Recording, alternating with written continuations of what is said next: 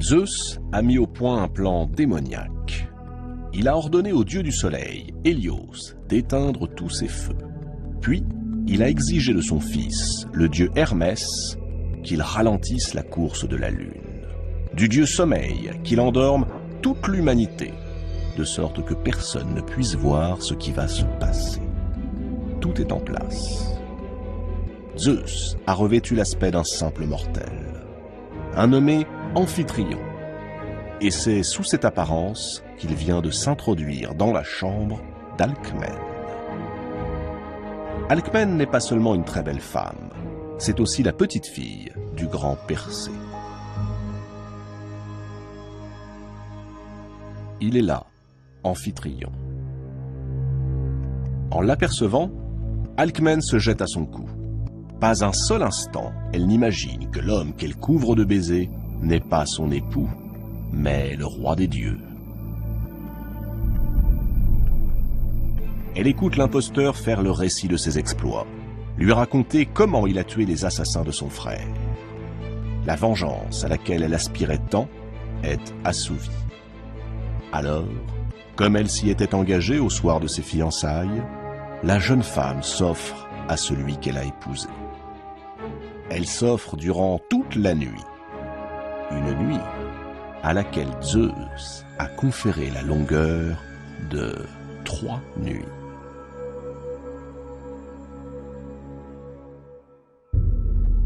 L'aube s'est levée. Hélios a rallumé ses feux. Le roi de l'Olympe regagne alors son palais, là-haut, par-delà les nuages. Il était temps, car voici qu'Amphitryon, le vrai, est de retour chez lui. Auréolé de sa victoire, il est impatient de goûter à la récompense promise. Il entre dans la chambre de son épouse. Il la trouve somnolente, comme épuisée. C'est à peine si elle réagit lorsqu'il la rejoint dans son lit. Quand l'étreinte est consommée, Alcmène le repousse doucement. Elle lui demande, étonnée, d'où lui vient cette nouvelle énergie et s'il va, une fois encore, lui faire le récit de ses exploits guerriers. Amphitryon ne comprend pas. De quoi parle-t-elle? Un doute se glisse dans son esprit. Il veut en avoir le cœur net. Il se précipite chez le grand devin, Tirésias. Tirésias l'écoute. Un léger sourire éclaire son visage de vieil aveugle. Puis il déclare « Tu as été trompé, mon ami. » Amphitryon sent ses jambes se dérober. « Oui, » ajoute Tirésias, « et c'est Zeus le coupable. »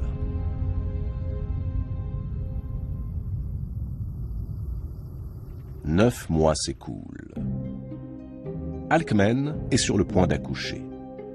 Sur l'Olympe, Zeus a bien du mal à cacher son impatience. Il a déjà trouvé un nom à cet enfant, descendant du grand Persée. Il s'appellera Héraclès, ce qui signifie la gloire d'Héra.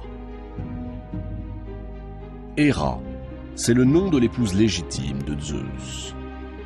En choisissant d'appeler ainsi l'enfant qui va naître, Zeus, qui connaît le caractère irascible et jaloux de son épouse, espère la duper, s'attirer ses bonnes grâces. Curieusement, la réaction d'Héra n'est pas celle que Zeus craignait. Impassible, elle déclare à son époux « Jure-moi que le premier enfant qui naîtra en droite ligne du grand Persée sera roi. » Zeus fronce les sourcils. Il redoute le piège. Il connaît bien son épouse.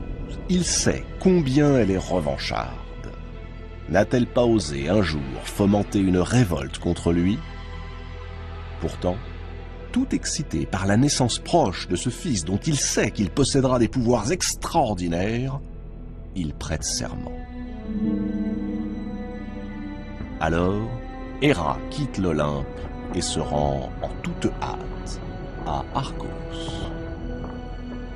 Là-bas, la cousine d'Alcmène, est elle aussi enceinte. Par un des sortilèges dont elle a le secret, Héra provoque son accouchement prématuré. Elle vient de piéger Zeus. En effet, s'il veut tenir sa parole et donner le pouvoir au premier descendant de Persée, eh bien ce n'est plus Héraclès qu'il doit asseoir sur le trône, mais son cousin, Eurysthée, qui vient de naître. Zeus est furieux, désemparé. Les pensées les plus noires se bousculent dans sa tête. Héra, elle, rit encore du méchant tour qu'elle vient de jouer à Zeus. Mais elle ne s'estime pas suffisamment vengée. À peine Héraclès vient-il de naître qu'elle envoie 2 maléfiques serpents dans sa chambre. Elle compte bien en finir pendant son sommeil. Ce jour-là, Héraclès va découvrir sa fabuleuse puissance. Réveillé par le sifflement des vipères, il bondit hors de sa couche, s'empare à main nue des 2 reptiles et les étrangle.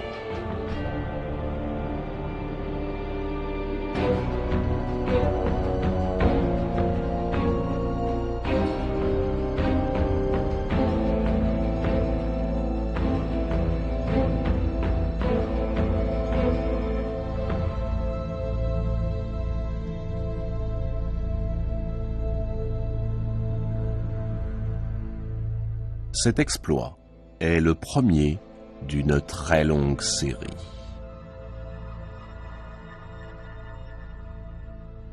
Héraclès grandit. Il a atteint une taille impressionnante. Il est doué d'une force musculaire exceptionnelle, comme jamais on n'en a vu sur Terre. Zeus lui a donné les meilleurs maîtres. Mais l'élève n'est guère docile. Un jour que son professeur de musique veut le punir pour son insolence, Héraclès s'emporte, saisit sa lyre et lui assène un tel coup qu'il le tue. Ce caractère emporté ne rassure guère Alcmène et Amphitryon, à qui Zeus a fini par révéler les origines de l'enfant et qui ont accepté de l'élever comme leur fils.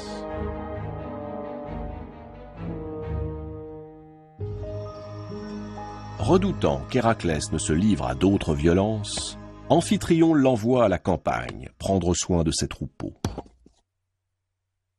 Dans le bois d'un vieil olivier, Héraclès se fabrique une massue. Elle sera son arme de prédilection. Apollon, dieu protecteur des bergers, mais aussi dieu guerrier, lui fait don d'un arc et d'un carquois. Le jour de ses 18 ans, Héraclès quitte la campagne et les troupeaux d'Amphitryon. Il part découvrir le monde.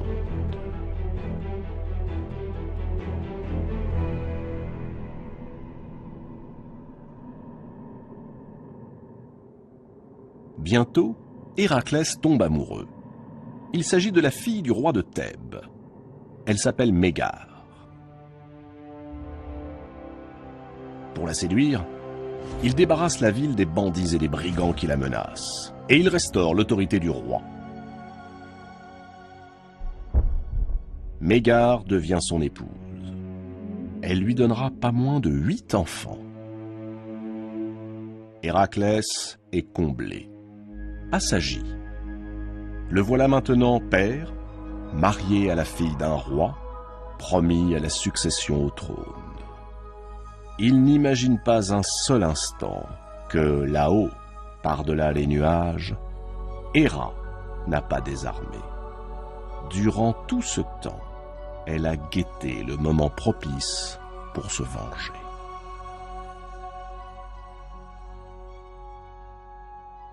Elle voit Héraclès jouer tendrement avec ses fils.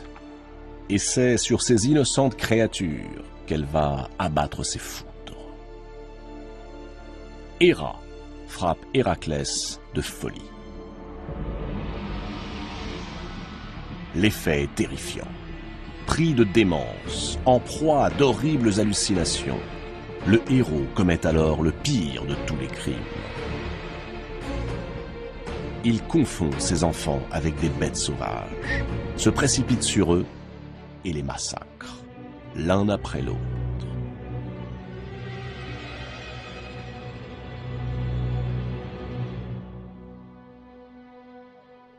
Lorsqu'il reprend ses esprits, Héraclès comprend toute l'horreur de son acte. Il sombre dans un profond désespoir. Il doit expier cette faute. Il le faut. Alors, pâle fantôme parmi les mortels, il se rend en pénitent jusqu'à Delphes et interroge l'oracle. Ton crime est le plus affreux de tous les crimes. Tu n'es plus digne d'être appelé fils de Zeus, pas même d'être un homme. Un seul être peut te purifier. Celui qui, par le serment de Zeus, est devenu le maître incontesté de toute la Grèce, ton cousin Eurysthée, celui qui est né quelques heures avant toi. Obéis-lui en toutes choses, quels que soient ses ordres. Alors seulement, tu pourras espérer gagner ton pardon. Héraclès est brisé. La perspective d'entrer au service d'un homme aussi tyrannique qu'Eurysthée lui est odieuse. Mais il n'a pas le choix.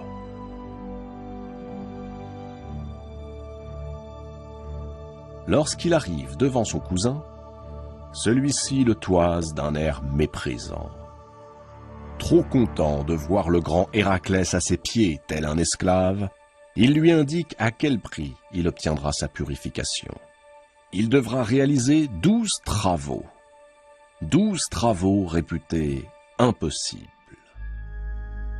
Et lorsqu'il en dresse l'inventaire, inspiré par l'inflexible Héra, même les vieilles pierres du palais frémissent de terreur. C'est ainsi que le rideau se lève sur les plus fabuleux exploits jamais accomplis par un mortel.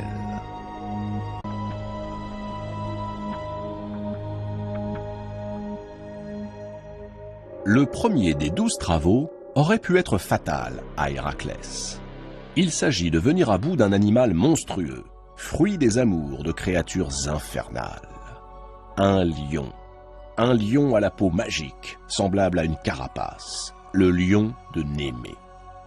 Quand Héraclès voit que même les flèches magiques que lui a données Apollon ne peuvent rien contre le fauve, il décide de le combattre à main nue.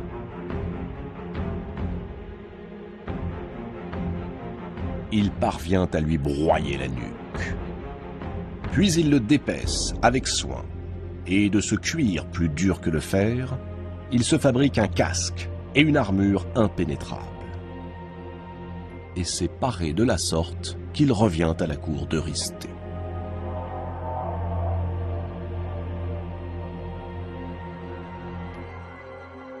Eurysthée l'envoie alors combattre une autre créature démoniaque, l'hydre de Lerne.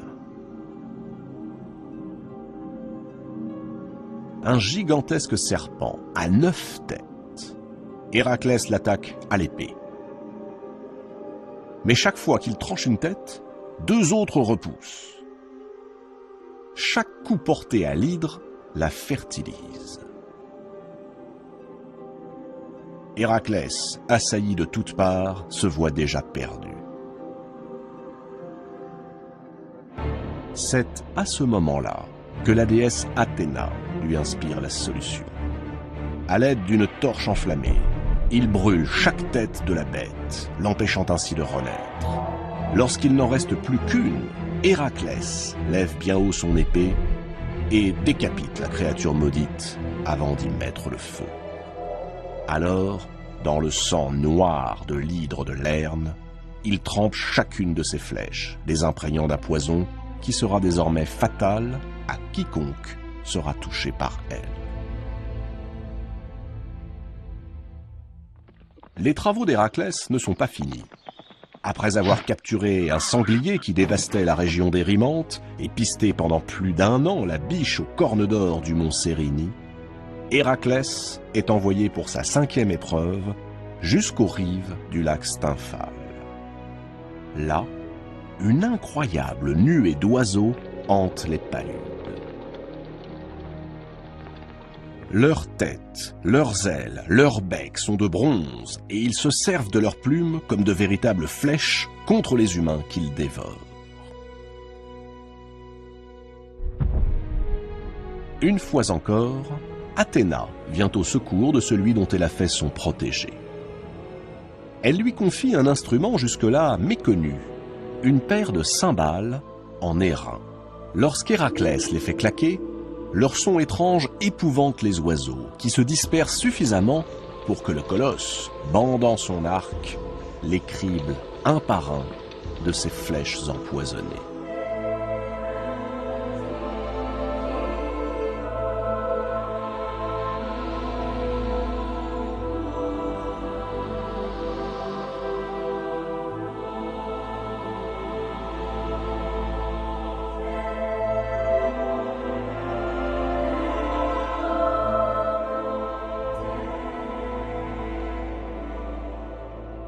À peine Héraclès est-il de retour auprès d'Eurysthée que celui-ci le charge d'une nouvelle mission.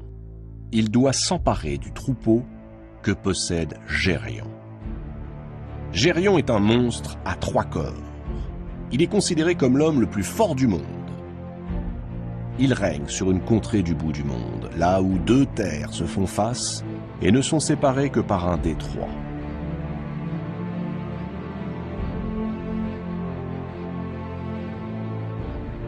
Après un combat terrible, Héraclès terrasse le géant et s'empare de son troupeau.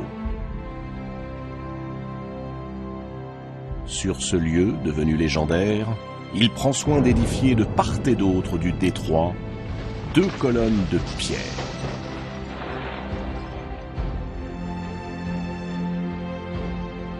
On les nommera plus tard les colonnes d'Héraclès. Et dans le langage commun, les colonnes d'Hercule.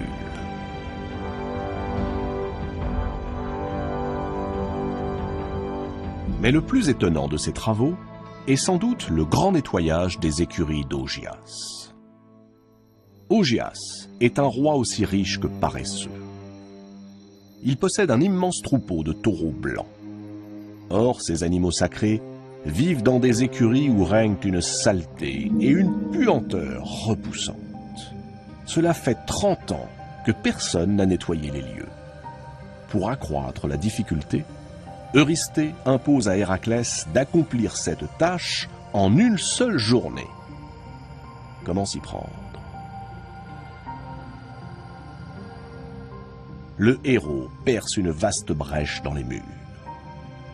Puis il détourne le cours des 2 fleuves voisins.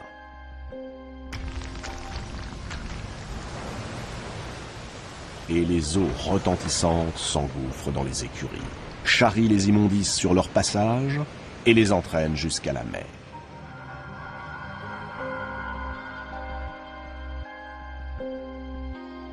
Il y eut encore la capture du taureau blanc de Minos et celle des juments de Diomède. Une épopée qui le conduisit au pays des Amazones où il parvint à dérober la ceinture de leur reine. Et la longue quête qui le mena au fabuleux jardin des Hespérides, d'où il rapporta les pommes d'or que Gaïa, la déesse terre, avait offertes à Héra à l'occasion de son mariage avec Zeus.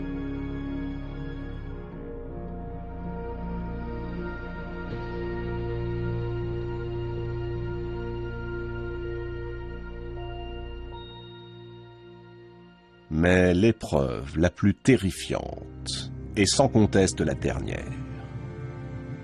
Héraclès doit maintenant se rendre au fin fond du royaume des morts, au bout de l'enfer, et ramener sur terre Cerbère, le chien tricéphale à queue de dragon, gardien des portes du monde souterrain. Conseillé par Athéna, mais aussi par Hermès, Héraclès s'engage dans les ténèbres. Il franchit le Styx et arrive devant Hadès, le maître des enfers. Héraclès demande qu'on lui livre Cerbère. Hadès accepte, mais il pose une condition, qu'Héraclès parvienne à maîtriser l'animal sans avoir recours ni à sa massue, ni à ses flèches empoisonnées. On ne sait exactement ce qui advint ce jour-là sur les rives abruptes du Styx. Nul ne revint jamais pour le raconter, et les deux combattants eux-mêmes gardèrent le silence. Cerbère fut-il dompté par la force d'Héraclès, ou bien s'inclina-t-il devant le courage et l'abnégation avec lesquels ce simple mortel rachetait son crime d'antan?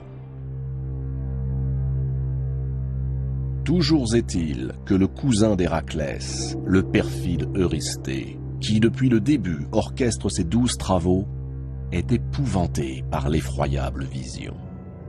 Devant lui se tiennent, bien vivant, le vaillant Héraclès, et à ses pieds, le chien Cerbère, cauchemar des mortels, le col enchaîné et le regard fulgurant.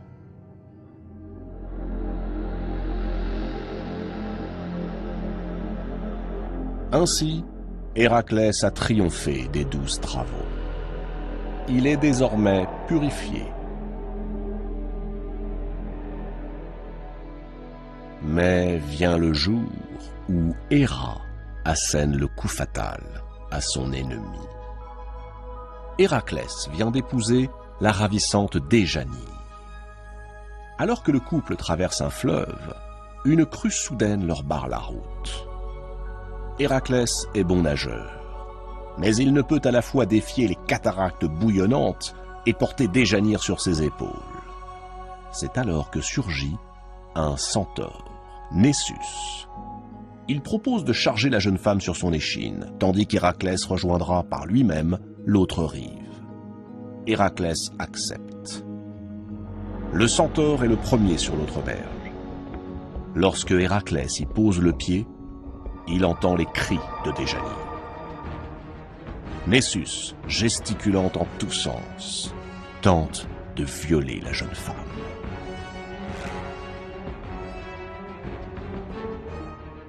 Héraclès saisit son arc et décoche une de ses flèches empoisonnées.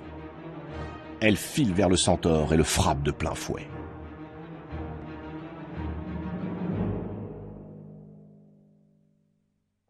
Se voyant mourir, le centaure Nessus défait sa tunique et la tend à Déjanire dans un ultime soupir. Me voilà bien puni, mais que ma mort au moins te soit profitable. Prends cette tunique, trempe-la dans mon sang et offre-la à ton époux. Elle stimulera à jamais son amour pour toi. Déjanire fait exactement ce que lui a conseillé le centaure. Puis, elle offre à Héraclès la tunique de Nessus.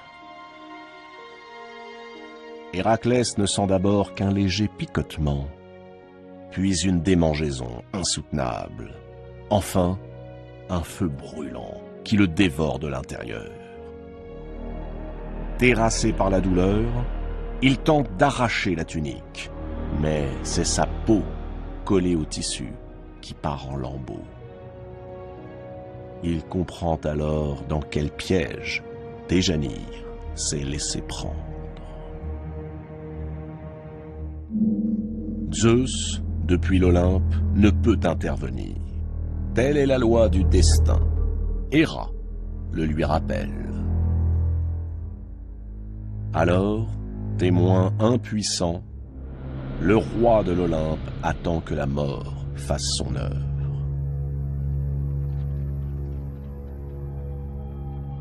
Lorsque Héraclès rend son dernier souffle, il lance sa foudre. Une nuée apparaît aussitôt, qui, dans un déploiement de tonnerre et d'éclairs, soulève le héros jusqu'au ciel, jusqu'aux portes de l'Olympe. Le voici qui entre dans le royaume de son père. L'immortalité l'attend. Héraclès rejoint les dieux.